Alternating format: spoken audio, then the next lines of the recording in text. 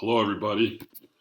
I think this actually might be the first one I recorded this summer live, so it's actually, I don't know, August 1st, 2021, summer. But we're going to talk about springs today. And originally, I wanted to do springs, this static stuff and then fatigue stuff. We're not going to have time to do fatigue, so we'll go through the basics. I think they're kind of fun problems. They're very simple, but it's important to know the different parameters involved in springs and how they're designed. So we're just going to kind of scratch the surface of springs. It should be pretty good. And how do I get off of my webcam here? Oh boy. Oh, here we go, like this. Turn that off. Okay, here we are. And yeah, so springs. Play. Play, play, play. I'm out of practice. Play. And I want to use this as my pen. All right, so springs, the basics. So a lot of you may say, well, I know what a spring is. And I suspect you probably imagine this little helical piece of wire, right? And that is a kind of spring. But there's a lot of springs, and I'd like to talk briefly about what they do. So they absorb and store energy. Right? They can produce preloads, like for instance, to hold two things together. They can provide a controlled reaction, absorb, when there's fast input, for instance, a pothole on the road. And then force gauges are actually a very important use of springs. The scale, right? You step on a scale in the morning, it's probably a spring that's in there. There's lots of different types, right? The coil one, which is the one you surely imagine.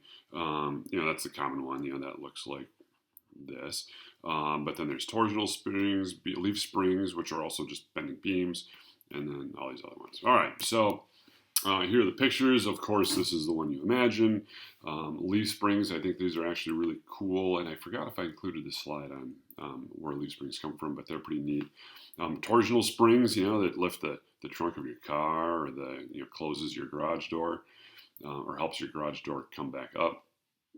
Lock washers are types of washer and disc springs. And then constant force springs, right? Most of these springs change force with displacement. These don't, right? So those are kind of fun too. Here is one of the most common examples of a spring, certainly in the automotive world. And this is the this is the valve spring. Valve spring on the cylinder heads of an engine, right? So I use this thing here. This is called the lifter, right? And this pushes down on this little pin, which opens a valve, and then the spring pushes back to close it when the lifter is no longer pushing on it, right? It's called a lifter, even though it's pushing down here. This is kind of a classic application of springs, and we definitely need to consider fatigue here, but we're not, so we won't. So a really simple spring, right? And these are two of the most simple ones, is a torsion bar. We looked at the clamps and the bolts and the bracket for a torsion bar last week, or 2 weeks ago. And so here's another example where, I've just got two bearings. This end is fixed. And when I push down on here like this, right, that's going to cause some torsional displacement and consequently torsional stress, which we know to be 16t over pi d cubed, right? We've done that a lot with our speed reducer project. We also happen to know that theta, which is the angle of twist here, this is angle of twist, right? That'll be related to TL over GJ. Okay, now what are these? Torque, right? The more torque I put on, the more it'll twist. Okay, that makes sense. The longer it is, the more it'll twist. Yeah, that's a little less obvious, but you think about a long spring is stretchier than a short spring. A long rubber band is stretchier than a short rubber band. A long rope is stretchier than a short rope. Yeah, okay, that makes sense. The longer it is, the more it twists for the same amount of torque. The stiffer the material, right? And G here is the shear modulus, which is analog to the Young's modulus, but it's in shear. So the stiffer the material it is, the less it'll twist, and the greater the polar moment of inertia. the less it'll twist. So this makes sense. So we get this expression for twist, or for the angle of twist here. Now, for this particular one, I'm interested in what is the stiffness, right? So K is the stiffness. Whoop. Stiffness is K.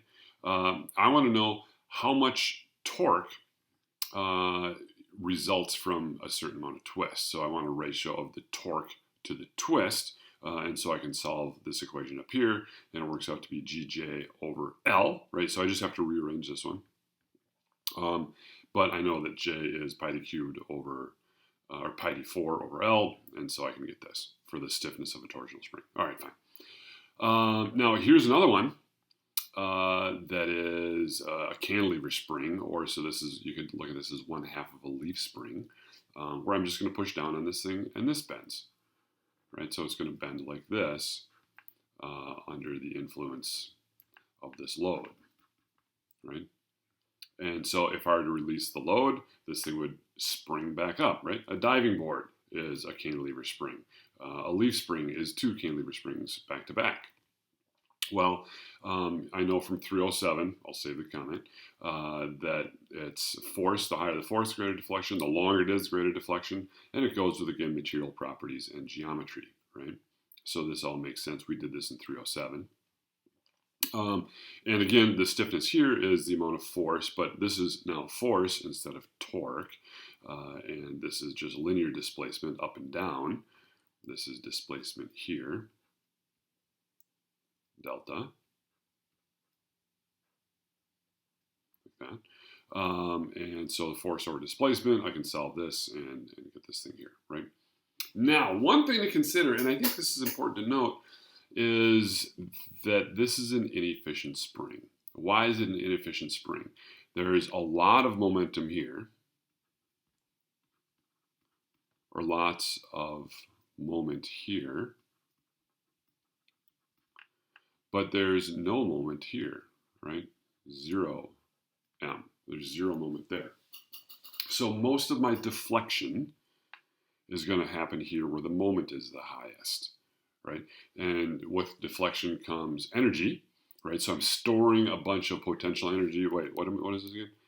Oh, yeah, they absorb and store energy. So if my goal is to store energy, the energy is due to distortion. We've talked about this already.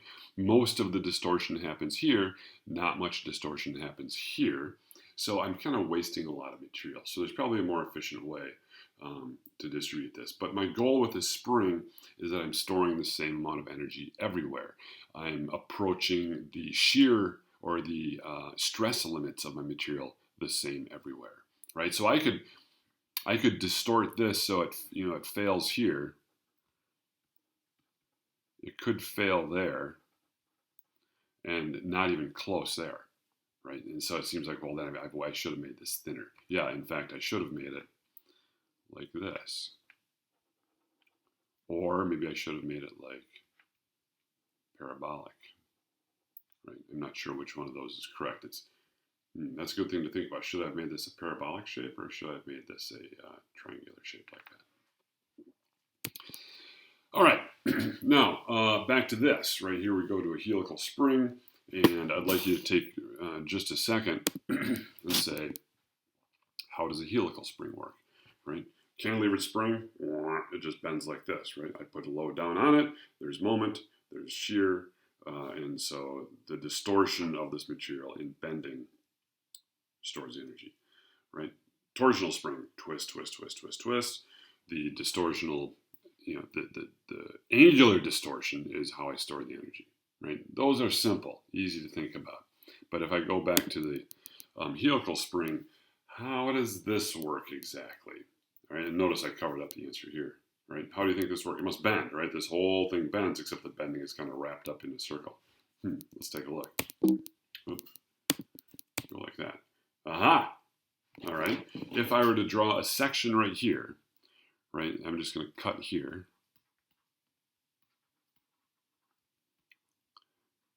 And say, okay, draw the free body diagram of this section of the spring. Well, there's a force down here acting on the middle. force acts on middle. That's important. We'll talk about that in a little bit. But the reaction is way out here.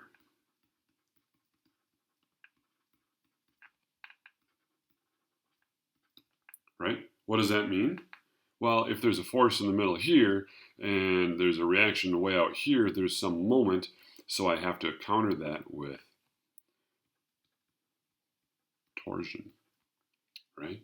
So the wire in a helical coil spring is actually all in torsion. So if I were to ask you which one is this closest to, which I should have done, right? Is the helical spring closer to one of these? Oh, it bends, of course. No, the helical spring is actually a torsional spring, right? Just wrapped around in a circle. All right, so that's very counterintuitive. I think that's one of the most interesting things about helical springs. All right, but we'll cover a few more things. All right, here's another look at the same thing. Oh, and by the way, I've kind of pieced together my favorite parts from different books, as usual. So this is another view of it. Same thing. We have this spring.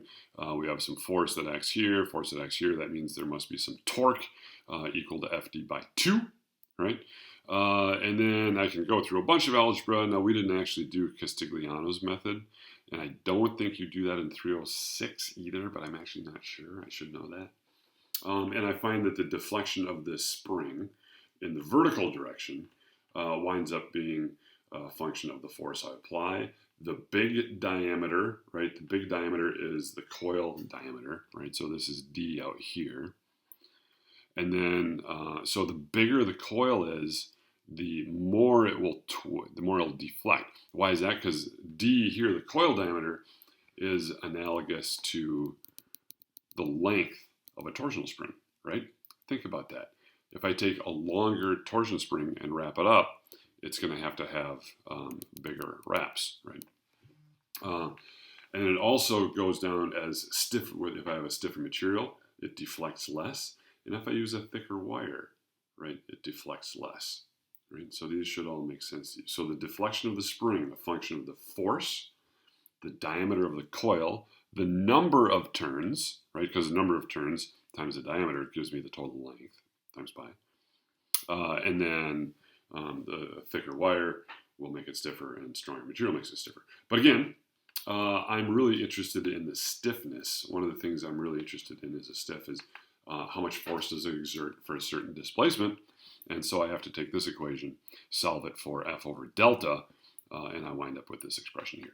Okay, and that's going to be one of the most important things you need in solving spring problems is the stiffness. Okay, one more thing. As I'm designing a spring, and I'm going to go back to my beautiful face here. So I'm designing a spring, and maybe the valve goes up and down this much, right? Well, I want to design it so it's free length. The free length is there's no load on the spring at all. It's just its full length. And I have maybe this length. And then under its maximum load, it compresses down to here. Now, what is this line here? The spring stops acting like a spring when I compress it all the way down to metal on metal. All right, so what would that look like? That looks like, so if I were to compress until all of a sudden this piece of metal here is hitting this piece of metal here, then I've got a problem. And that's called its solid length. All right, so I'll put a note here. So F sub S is the force to compress to solid. Right, so it's no longer a coil of spring, it's just a solid cylinder of metal. We call that L sub S, or solid length. Okay, the length of the spring for it compressed all the way down to metal on metal. I'm making hand gestures that you can't see. The force required to compress all the way down so it's metal on metal is called a solid length. Obviously, we want to avoid this, right? That would be bad because it no longer acts like a spring. Now it's just metal on metal. And, if you compress the springs on your car, for instance, you're driving around a bumpy road and the springs compress to metal on metal, all of a sudden you'd have no suspension. You'd surely crack your frame apart. All right, so there's the free length, the length at which I'm getting a little bit nervous, and then there's the solid length. So let's take a look at how we handle those. The deflection that makes it solid minus the deflection for the maximum working load. All right, that's kind of like how much room I have left in for slop. So this is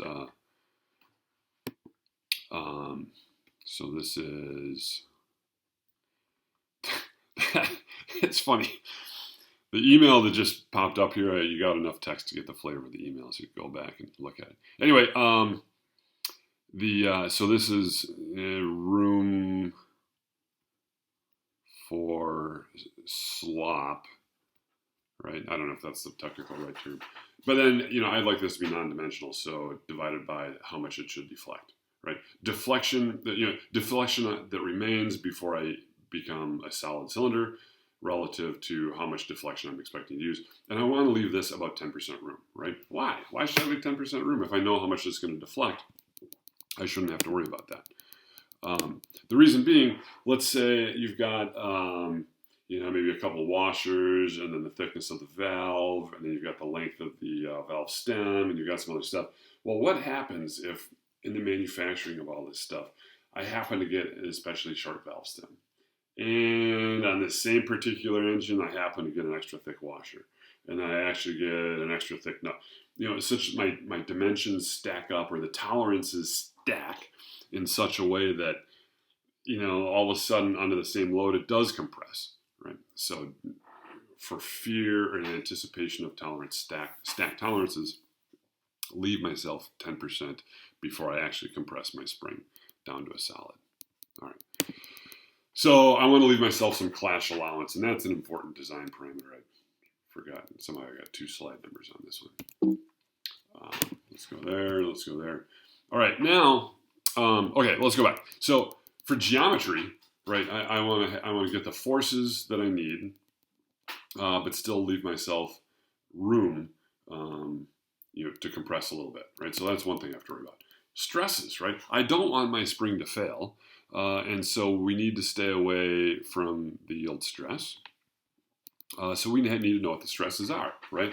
Well, if I were to stretch this out, and I would discover that there is, in fact, torsional shear. But I would also have some transverse shear. And I need to worry about both of those, right? I know that my torsional is here, and that my transverse is here. And it turns out on the inside edge of the spring, right here, the torsional and transverse happen to add up, right? So the maximum shear stress is where the torsional and the transverse add. I know that the transverse is just F over A, and I can substitute some stuff into there, and I've discovered that the total stress, the maximum stress, happens right there. So it's 8FD over pi d cubed, makes sense, torsion, and then 4F over pi d squared, that also makes sense, load over area for transverse shear. All right. However, it's never quite that simple. Due to the curvature and the twist and all this kind of stuff, we frequently have some stress concentrations that we consider. I'm going to do this one first, which is called the wall factor, or the fatigue factor, because it's got an uneven, because the curvature has some stress concentration, but it also, no, let me change that. This part of it here, right, the second term here, is due to the uneven distribution of shear stress. All right, so uneven distribution of shear. This one here is due to curvature. All right, so that's kind of a stress concentration. Now, as we know that for static loading, we oftentimes neglect stress concentrations. So with springs, it turns out that we eliminate just this curvature effect when we do static loading. So you notice that becomes 1. There's a lengthy algebraic derivation in the book. I would encourage you not to really sweat that too much. But the reason these are different for static loading and then the wall factor for fatigue loading is due to the fact that we generally ignore stress concentrations in ductile materials in static loading. In general, so we have this C factor, and C, is that on the previous slide? No, I didn't put that in there, shoot. So C, I don't have C at all. Oh no. So C is the big diameter, the coil diameter, divided by the little diameter.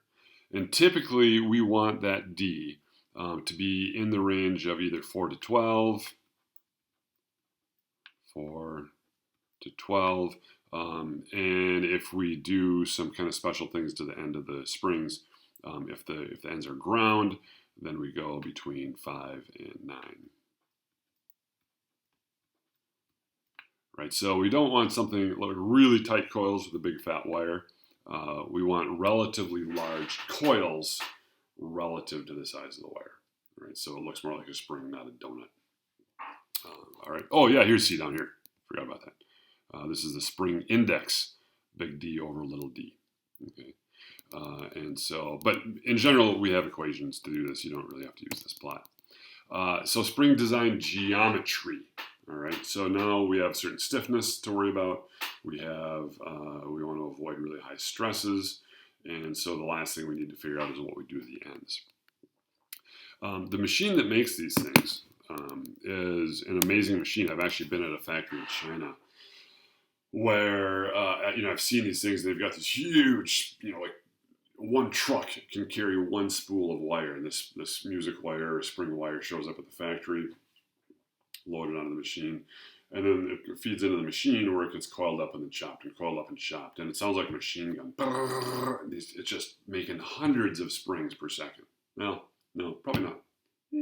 No, probably like 20 or 30 springs per second, right? In the machine I saw. Right? It's an amazing machine. And when it comes off the machine, it just looks like this. We coiled it up and we chopped the end of the wire there, and then we chopped the end of this wire off there. Now, what happens when I do this? Only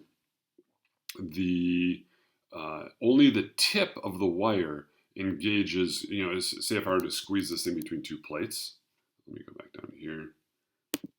If I were to squeeze this spring between two plates, and I've just got this angled piece of wire kind of pointing up that way, and another angled piece of wire kind of pointing down that way, the load is not going to be centered on the spring, and it's going to be all the load is going to be on one corner of this piece of wire, if you can kind of picture that.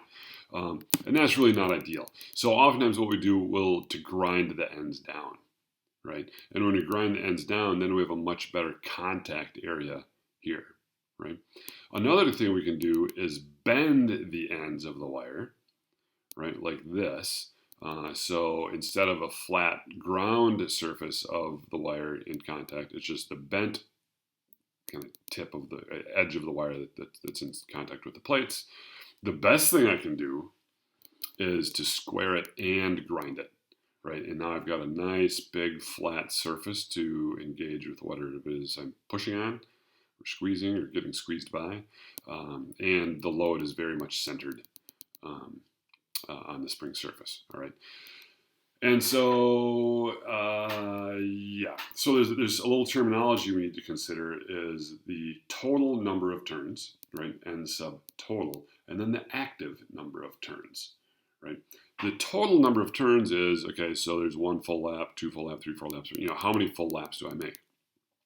The active number of turns are the number of, or the length of wire, or the number of turns of wire that are actually twisting when I compress the spring, right? Because in this case, where I have some, I've squared off the ends, this whole end of wire, or especially in this example, this whole end of the wire here, it's pretty long, right? But it doesn't have room to twist, right? So I can't include that into my torsional equations.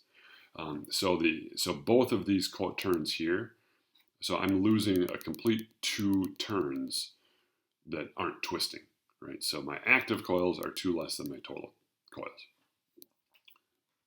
Maybe this will make sense on the next slide.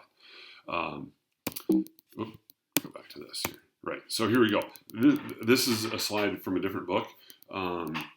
In this book, they refer to N sub A as the active number of coils versus just N in juvenile, right? And A is the active number of coils, in juvenile is just N, right? So the N coils, right? Like coils that are kind of stuck and don't do anything to, contribute in a plane, 0, right? Well, that seems nice. I don't waste any coils. Yeah, but my load isn't nearly centered, right? So a lot of my assumptions aren't very good. And that's just plane. If it's plane and ground, I think this is, down here. So I didn't do anything to the ends of the coils, but I ground it flat, right? I didn't bend, but I ground. Well, now I'm going to lose 1 complete coil. I'm going to lose half a coil up on the top, and I'm going to lose half a coil on the bottom. So I've lost a coil, and so we call that an end coil. So the total coils is the active coils plus 1, right? And then over here, if I squared it, but I didn't grind it down, well, then I lose a total of 2 coils, right? Which means my total number of coils is the active number of coils plus 2. Or the way I like to think about it, the active coils is the total coils minus 2, because I've squared 2 of these coils away so they don't twist anymore, right? Finally, squared and ground, right? This gives certainly the best surface, but I lose a full 2 coils to the end. And same deal here. The total coils is the active coils plus 2. Likewise, when I compress this, right, what's the solid length of this going to be? L sub S, right? Well, this will become just the number of coils times the total number of coils times the diameter of the wire, right, when I compress this all the way down. Whereas because this has got the end kind of poking up here and the end poking down here, the solid length will be the diameter of the wire times the number of turns plus 1, because I've got an extra end, right? So again, you just have to look at these and play with these a little bit. We've got an example for you to look at. All right, what's next? So this one. Here's pretty much everything you need to know. You need to know all these relationships between the free length, the solid length, the pitch, and the number of coils, right? So the total number of turns, free length, solid length, and pitch. You need to know all these relationships for different types of springs. You need to know what the static stresses are, because we're not going to do fatigue, so you really only need to know this one. The Ks times 8FD over pi d cubed. And you need to know the stiffness, right? So pretty much when you do your homework problem for this, you can just use this page, right? You have to know what this stuff is and kind of why it is. But I think this is all the equations you need to know. Finally, right, now we know, let me turn my camera here. We know how long our spring is here and what the force is, 0. We know how long it is here and what the force is on it here. So that's has to do with stiffness, right? Loads and stiffnesses and deflection. So now I've got the necessary forces and deflections. I know how big or small it is, and I know the relationships between how big or small it is this way, how big around the wire is, and all that stuff. So I've got a bunch of equations. None of it's hard, but it's just a lot of variables.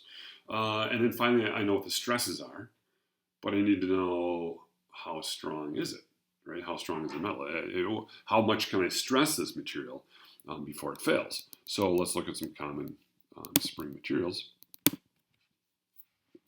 Did it again. So here are some common ones. Pretty much, we're going to do everything with music wire. To my knowledge, this is the most common. But it tends to be very hard stuff, very brittle. And so they're oftentimes ultimate failures.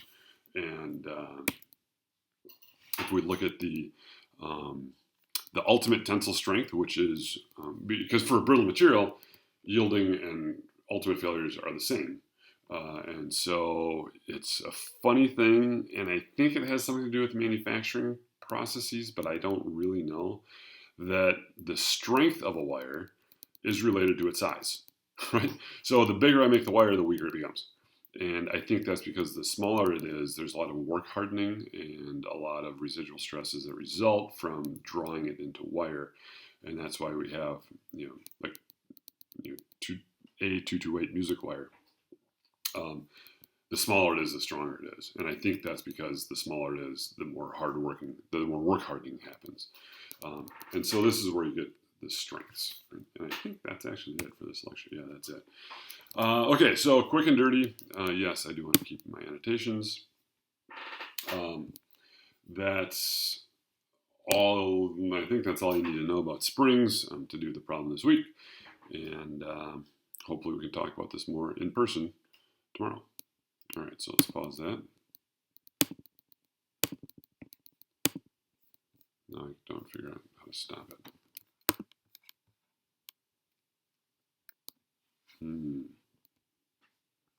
Please don't crash.